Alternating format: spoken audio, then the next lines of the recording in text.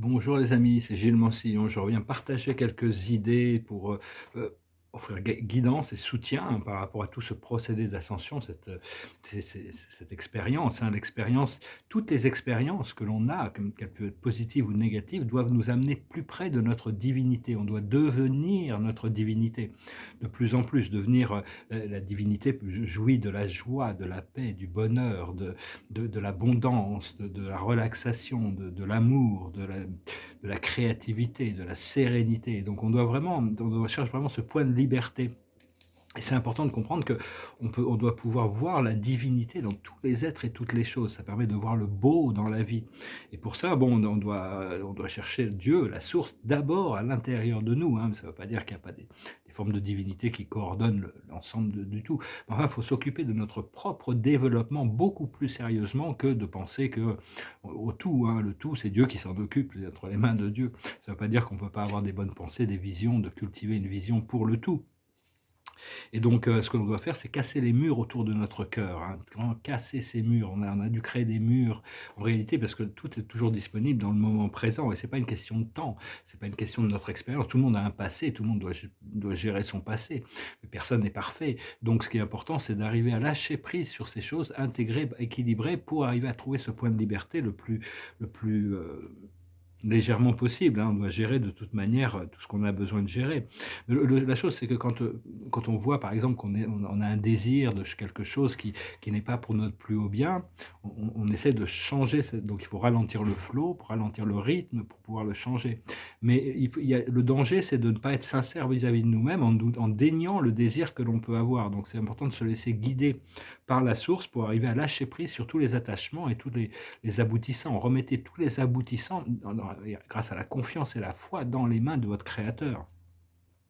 Et savoir que toutes les relations sont éternelles. On peut pas, toutes les relations sont éternelles. Donc on doit vraiment les équilibrer et savoir quelles sont nos priorités et de vraiment prendre l'attention sur quelles sont les énergies qu'on nous apporte à chaque moment. À un moment donné, on peut nous demander, l'esprit nous informe, nous envoie une énergie de quelque chose.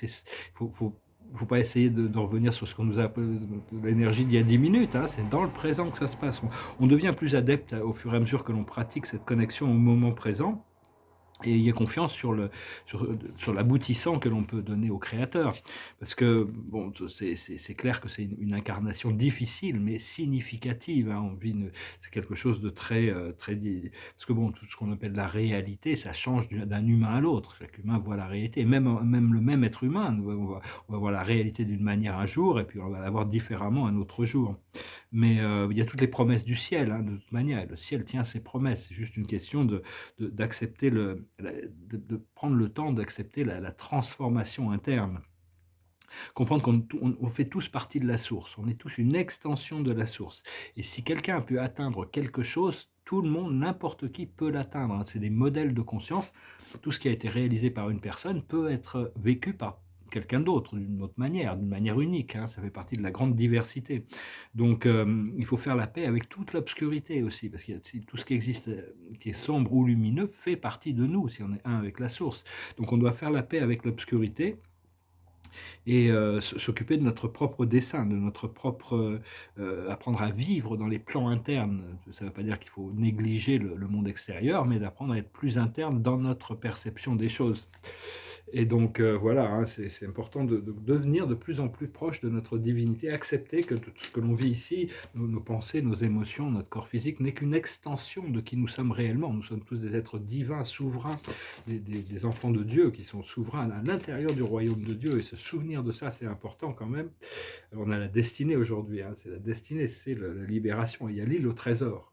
C'est le trésor, les trésors qui arrivent, hein, ça va être quoi? Ça va être assez fabuleux. Je voulais dire aussi, bon, personnellement, je m'aperçois que je suis un peu addict à l'internet, aux écrans. C'est-à-dire que bon, je m'aperçois, bon, je commence un peu à déconnecter parce que je pense presque beaucoup de gens vont dire non, je ne suis pas addict, mais bon, ils se rendent pas compte que par rapport à leur temps libre, ils passent énormément de temps sur les écrans.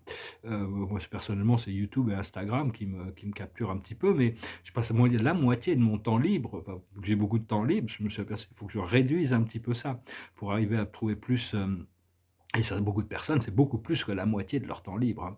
Enfin bon, ça fait partie des addictions, des choses, ça ne veut pas dire qu'on ne peut pas l'utiliser, mais enfin, je pense que quand je vais revenir à une vie personnelle, une vie professionnelle et une vie sociale riche, c'est beaucoup plus agréable de vivre dans le monde physique, avec les gens physiquement. Je me passerai 5 à 10 de mon temps sur les réseaux, hein, peut-être, mais et puis dès que je commence mon projet, là, j'attends de voir, publier mes livres, je vais peut-être enlever toutes les vidéos de YouTube, toutes mes posts d'Instagram pour recommencer frais. Enfin bon, pour le moment, je veux garder cette archive quand même, ou au moins en faire une sauvegarde.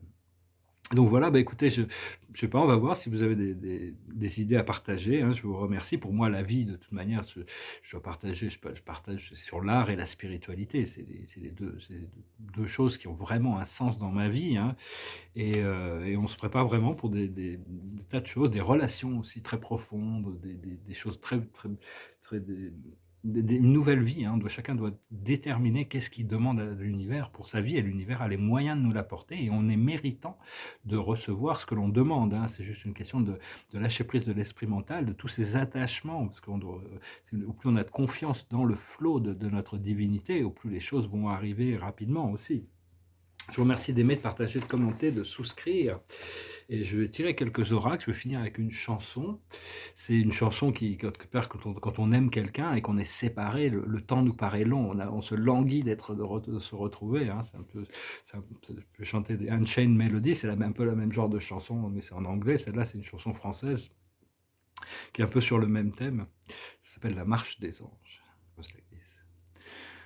Mon cœur se trouve au bout du monde, et moi je vis au jour le jour, comptant les heures et les secondes, me séparant de ton amour. Quand on se reverra, ma vie renaîtra, et je sécherai mes pleurs.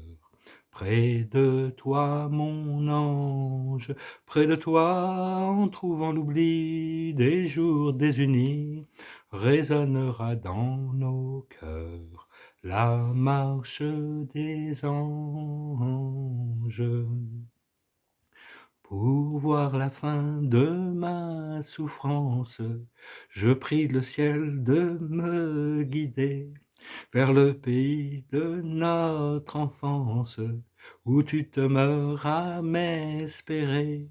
Vienne le jour de ma victoire, écrasant les années passées, où l'amour a vécu sans gloire. Vienne avec toi le temps d'aimer. Quand on se reverra, ma vie renaîtra, et je sécherai mes pleurs. Près de toi, mon ange, dans tes bras, en trouvant l'oubli des jours désunis, résonnera dans nos cœurs la marche des anges. Donc voilà, n'oubliez pas, c'est toujours le plus sombre avant que la lumière se montre, que le soleil est prêt à se lever, c'est le moment le plus sombre de la nuit. Donc ne vous laissez pas distraire, n'oubliez pas, vous avez des guides, vous avez toute la compagnie du ciel qui est tout le temps prête à vous aider, hein. Nous devons s'aligner avec notre âme. Je vais retirer quelques cartes, voir un petit peu la carte de la journée. L'observateur, c'est le triomphe. Ce triomphe qui arrive. La plus haute sagesse, c'est le renouveau. Une nouvelle vie qui arrive. Ce qu'il faut comprendre, c'est la droiture. Être droit, être juste, être équilibré, être vrai. Ce qu'il faut faire, c'est la consolation. On va pouvoir se consoler. Et l'aboutissant, ça va être la confiance, la foi. Donc voilà, tout ça, ça se met en place, hein. Je vous remercie, je vous salue, je vous dis à très bientôt. Adonai.